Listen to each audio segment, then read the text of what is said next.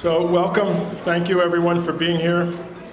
It is a great privilege to serve as PSR president, especially so in this year when unprecedented events are taking place that make me hopeful that we may actually achieve what PSR has been working toward for almost 50 years.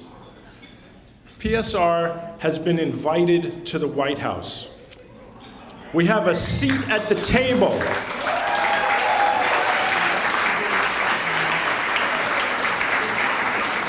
And our voice is being heard. We have access to various people in the administration. Most gratifyingly, perhaps, we have met with the President's science advisor. And I'll tell you, it is quite a relief to have an administration that actually believes in science.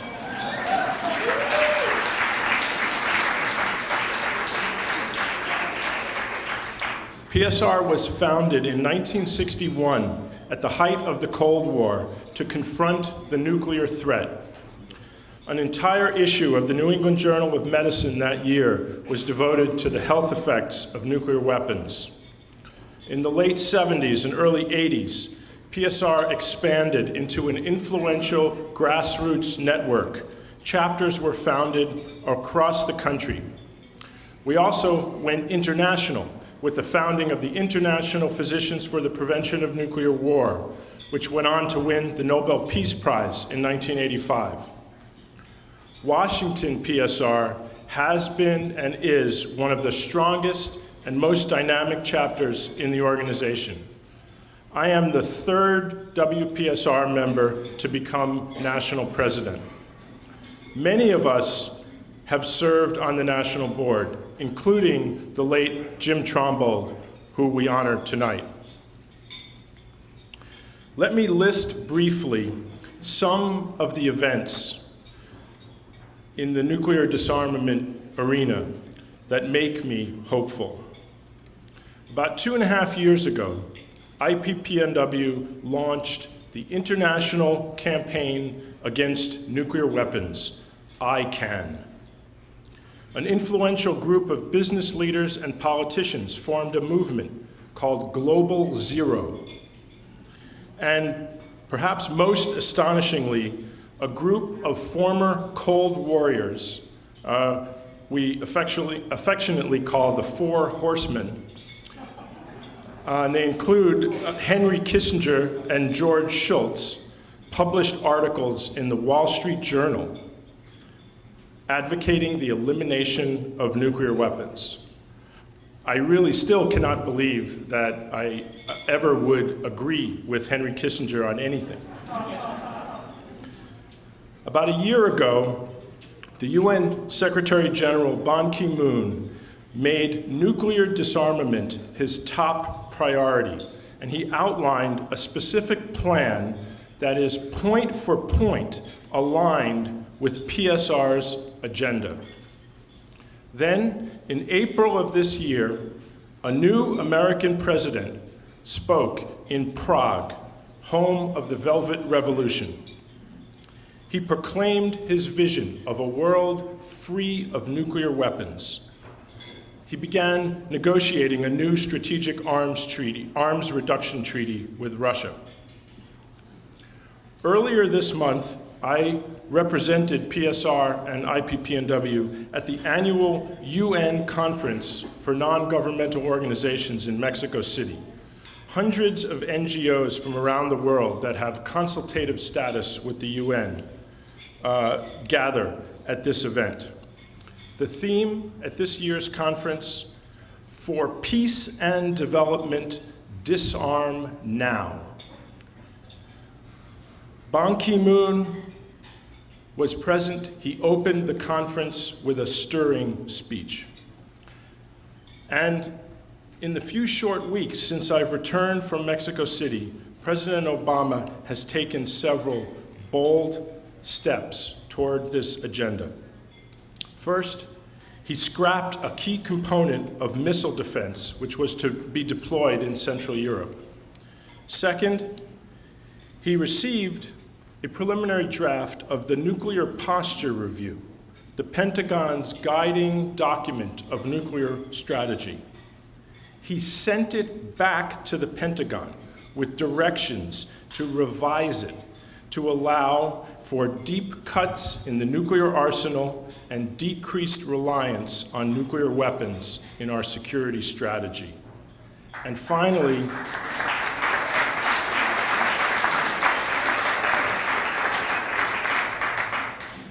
President Obama chaired a summit-level meeting of the UN Security Council that passed a groundbreaking resolution on non-proliferation and disarmament. He was the first US president to chair such a meeting. In the coming months, we will be fighting to achieve ratification of the Comprehensive Test Ban Treaty in the Senate. In May of 2010, the critical non-proliferation Treaty Review Conference will be held at the UN. The road ahead will not be easy. The military-industrial complex and the weapons laboratories are powerful and remain formidable adversaries. India, Pakistan, Israel, North Korea, and Iran all present very serious problems. The developments that I've listed, however, represent a tremendous window of opportunity. We must do everything we can to take advantage of it. PSR's work is as critical now as it has ever been. In recent years, PSR has come to recognize one other issue that rises to the same level as nuclear weapons in threatening the very existence of human civilization. That is climate change, global warming. PSR is doing extensive work in this arena as well of climate and energy. Unfortunately, I'm much less optimistic there. Legislation passed by the House has serious deficiencies. The Senate may fail to act altogether, and the situation for the upcoming international meeting in Copenhagen seems bleak. Again, the work of PSR is vital. Thank you again for being here tonight and for all your generous support of PSR. As we celebrate the 30th anniversary of this Washington State chapter of PSR, we rededicate ourselves to achieving a healthy, peaceful, and sustainable world. Thank you.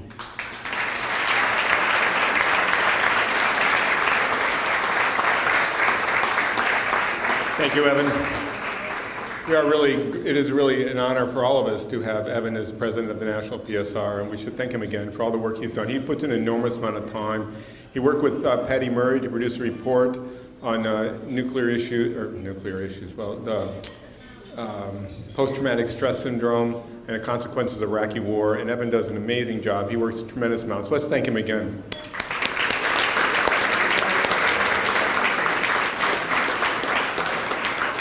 And I'd now like to bring up Cherie Eichholz, our executive director. Cherie came from us in the last year or so, and it's really great to have Cherie here. And we should also note that our previous executive director, Martin Fleck, is here tonight. Martin, stand.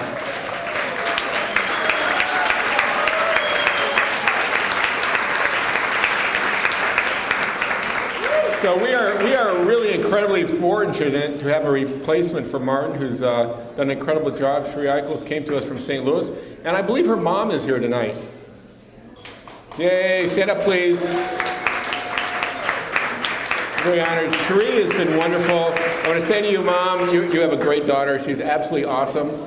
She's provided great leadership to WPSR. She's out there. And you know, she had an editorial published this year, and she just had a letter published in Tacoma News. So Cherie is out there, she's writing grants, she's working really hard for this organization and making things happen. And the most amazing thing, you know, PSR has struggled financially, and we actually closed the last couple of months in the black, which is really a shocking development. That's good. Martin raises his arm. Martin was struggling with that issue for a long time. So I want to introduce Cherie Eichholz. She's awesome, and we're really pleased. She worked for a lot for Veterans for Peace. She's had a very strong background and interest in peace and making a more sustainable world for all of us all. Cherie?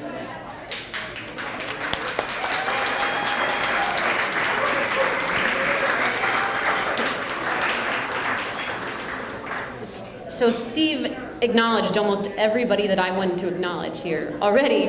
But I did want to say thanks, a special thanks to some of the financial sponsors for tonight.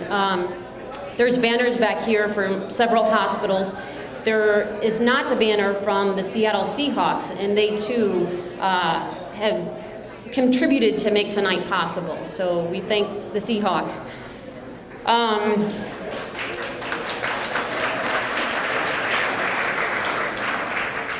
And even though Steve just said it, I too want to thank Vets for Peace for being here. It's very important to me too. So, and Dar, thank you for being here tonight.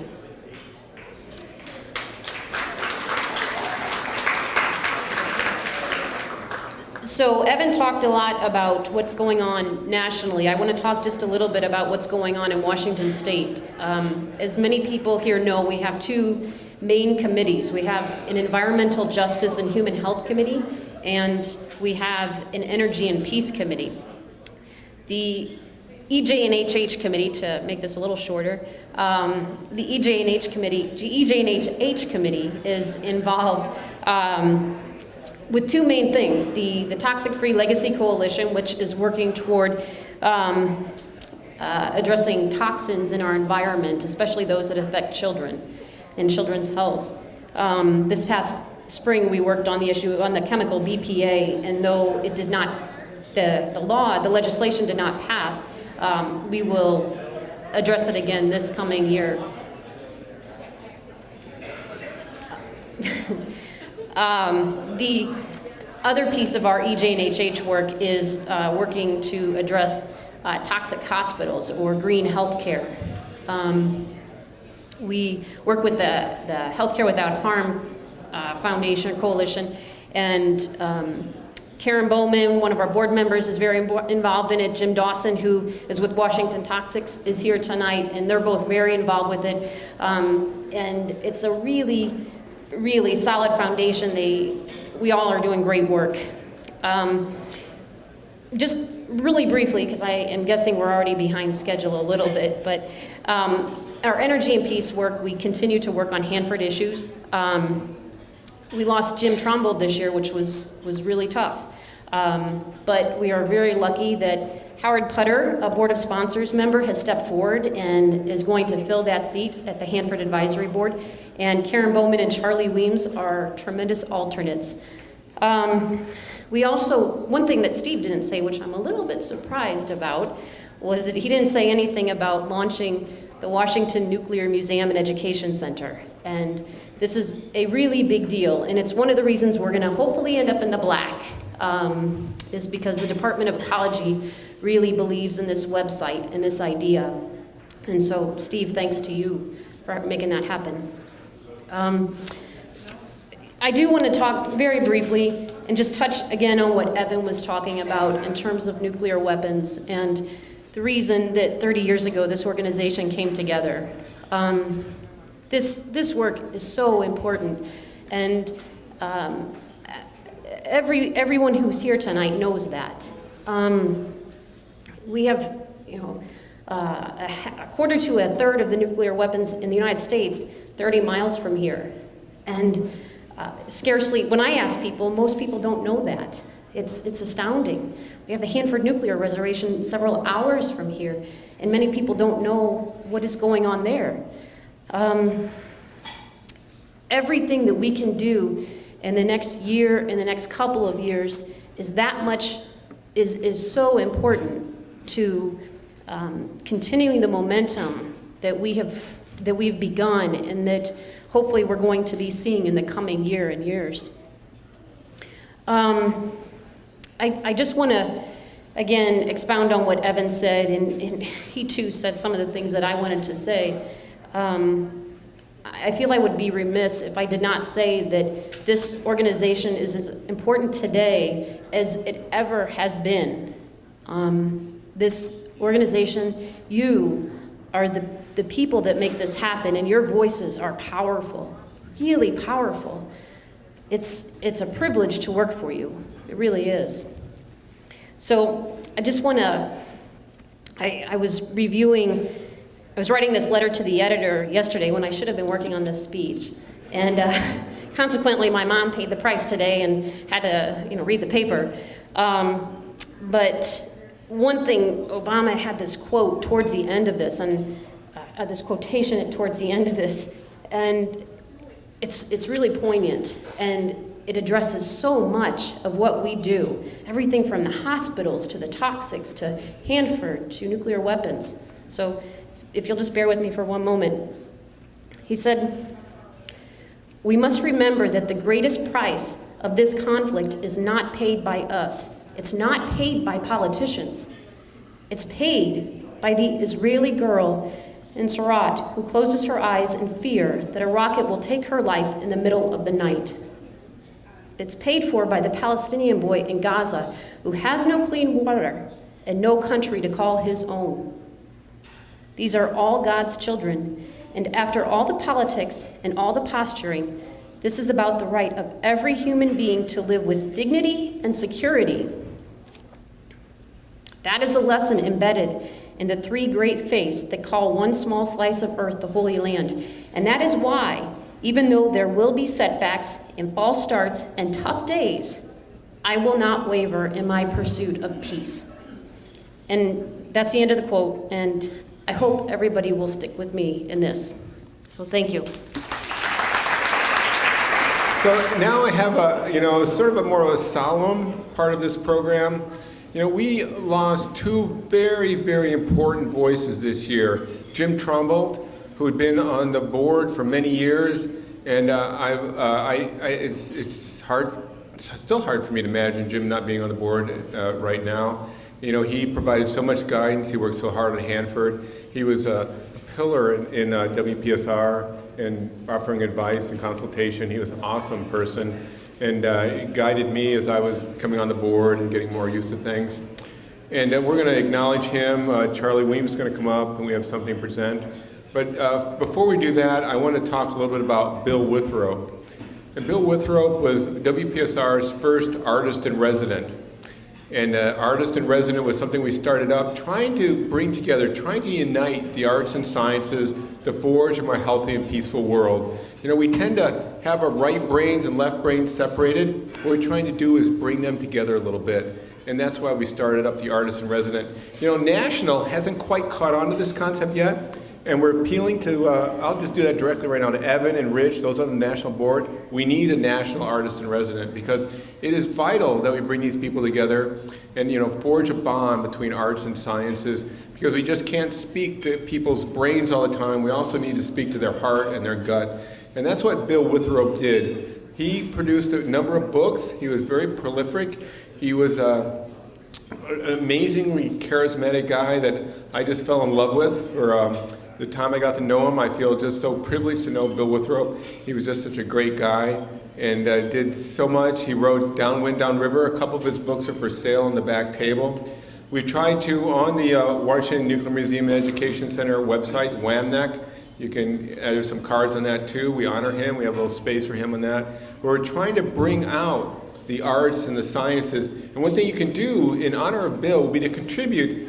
This is my Hanford. We have a section on the WAMNEC website where we're trying to bring out personal stories. And I'll bet every one of you in this room has made a contribution to peace and sustainability and has a story. We want to bring out people's stories. We want to make them more apparent, what you've contributed to making the world more peaceful and sustainable. And you've done that in big ways, little ways. Some people have gotten arrested. Some people protested at Bangor. Some people have written editorials. What has been your experience? We want to bring those out. And one of the great, we're working with a videographer, Adrienne Barrett, who's been with us, is actually down in New Mexico right now, but she produced a video on Beryllium. We'd hoped to have it tonight, but we weren't able to pull it off. But one of the things I regret is not having taped Jim and Bill and really gotten their stories and really that we could show people. So I want people to be thinking about that. Bring your stories out. Take a few minutes. We have an editor, Maria Mergel, who can work with you to put the editorial together. So bring your stories out. We need those stories, and do that in honor of Bill Withrow. So with that, I want to invite Nancy up here. And we have for Bill, this, and Bill's Sandy is Bill's sister. We have this great, right here. Sandy, stand up. And this is Sandy, so Sandy is really great. So we have one of Bill's great poems here, which I'll ask Nancy to read. She didn't know about this, but at the spur of the moment. Nancy, why don't you read that poem? Once by Hanford Reach. I kept an exploded milkweed pod. The air was so still, seeds would not shake out. The light in the husk, both blinding and delicate, like that moment at ground zero when iPods implode, dark seeds of death light. Bill Withrow. Thank you, Bill Withrow. So, with that, I want to bring up our current artist in resident. We're very fortunate to have Tom Buchanan as our artist in resident. Hey. And, so Tom's going to give us a poem or two, and one poem. And we're really thrilled to have continue the tradition of having an artist in resident with Bill Withrow started. And again, I just want to, acknowledge the importance of art, and I don't think we do that enough in our society. We need to bring the arts to the forefront of our work. Tom? Thanks, Steve. You'll find my poem. It's short. It's on the back of your program if you want to follow along. This is it's a statement of the coup that took place on the other 9/11 in 1973 in Chile. And this is a poem, Pablo Presente, 1973. September 11th dawns with a timid calm. Isla Negra sprays sea light trembling through the glass panes. The radio croaks, a military coup? Impossible. El Capitan? The Chileans would never allow our country to again be taken in chains. Allende is dead, shot by his own hand. Neruda loves this man. The two drove into Chile's trails of southern musk, Temuco, Los Lagos, Punta Arenas, mildewed sleep in shacks, dirt pan, and in the north, their voices fought the nitrate dust. Pablo is shaken like a branch of tidal coral. Mathilde, his queen, cools the fever from his worn-out face. She quiets his shattered soul. Struggle leaks from his pain sleep, now so commonplace. He raises himself from their bed and begs of her two promises. Please, don't give me a black casket, only the color of sand. And let me dictate that Victor Jara's fingers were smashed and our Presidente was murdered by machine guns, slain for his stand. Sirens speak of his carriage to care in Santiago. Past the human din fluttering from the stadium, missing hands crushed like broken feet, not yet dug from the mud's unmarked paladin. The Andean dawn lights Serra Tupungato, where the mountain deposits its reaches in stone, wakens his soul from the night cloud's overthrow, and through the window, Tupungato bekens him to her polished home. 5 nights of menace, Pablo's tearing face contorts, he is dead. His friends set fire to their fears, spark processionals to the cemetery. Thousands pass gauntlets of soldiers. Jaws tense, nervous fingers move along their arsenals. Chileans gather like dew from the scattered night, shouting, Comrade Neruda, presente. His poems chanted alive with love of all selves at their day's light. From the man whose odes clang like blood decanted. His sea love verses wash against these days of death, Thousands of daggered hearts beat in the world's amphitheaters. Poppies fuse red from this bloodied earth. Axes, cannons rust in the salt-soaked sea air. Thank you.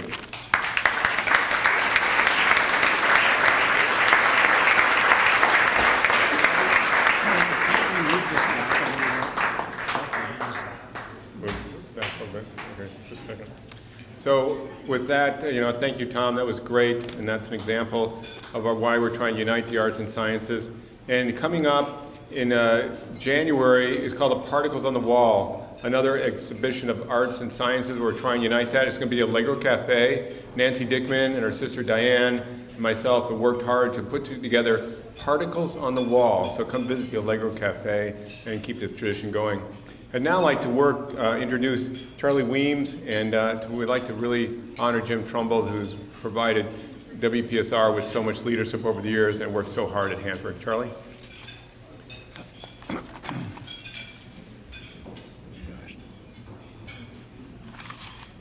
Can you hear me as well if I stand back from the microphone a little bit?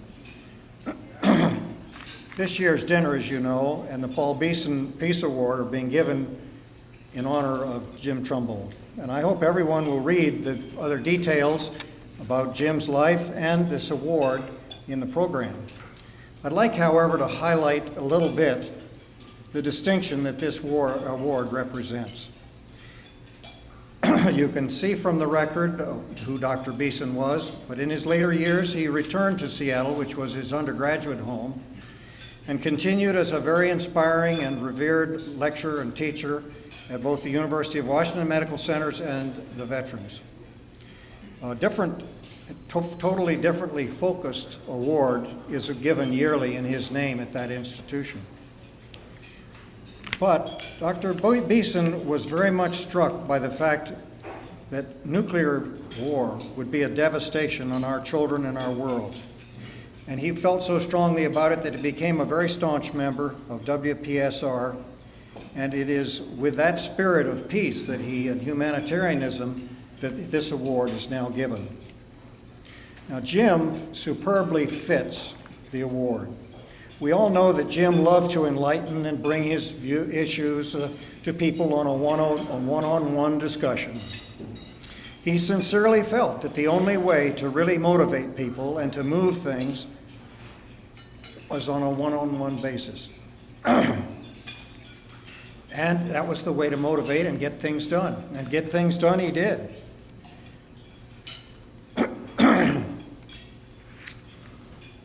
But what were the overarching values that were common to all the activities that he had with WPSR, Mercer Island Rotary, Seahawks, Hanford Advisory Board, and many other campaigns and causes, one of which left him with the Mercer Island Citizen of the Year Award. Jim would have us each examine each public policy for its public health consequences. What would be the human toll of the proposed policy? What would be its health consequences? Would it adversely affect the future of our nation and future generations? Would it lead to a more peaceful nation and a world, or would it escalate the tensions? The Hanford Nuclear Reservation is the most chemically toxic and radiologically contaminated site in the Western world. As the long-term representative of the WPSR on the Hanford Advisory Board, he did not view cleanup as an esoteric exercise in politics or finance, but a clear need to protect the workers' health, the health and welfare of future generations, and ensure the viability of the Columbia River. And so it was with nuclear weapons. Jim appeared incredulous that policymakers could not grasp the terrible effects on the public's health and that of future generations that would come from the obscenity that we call nuclear warfare. For him, it was axiomatic. The government's first function was to protect us, not to destroy our children and our future. One might think that his work with the Seahawks would not fit this mold. That would be incorrect. In passing, I Wish to add a word of thanks to the Seahawks, represented here tonight by Mr. Mike Flood, for their help towards this tribute. Though Jim was fondly known as Jellies in the Seahawks circles because of his noticeable abdomen, he was indeed a very respected, dedicated physician. Today, we have a zealous concentration on hydration during exercise. Such was not the case at the time of his start with the Seahawks. It was not considered macho, and it was certainly not convenient to keep the hydration of the players going even during the very hot summer training camp at Cherie. Despite considerable resistance by the then head coach, Jim persisted in advising and working on ways to help keep the players properly hydrated. His son, John, who is here tonight, tells me that he worked one summer as a ball boy in the summer training camp.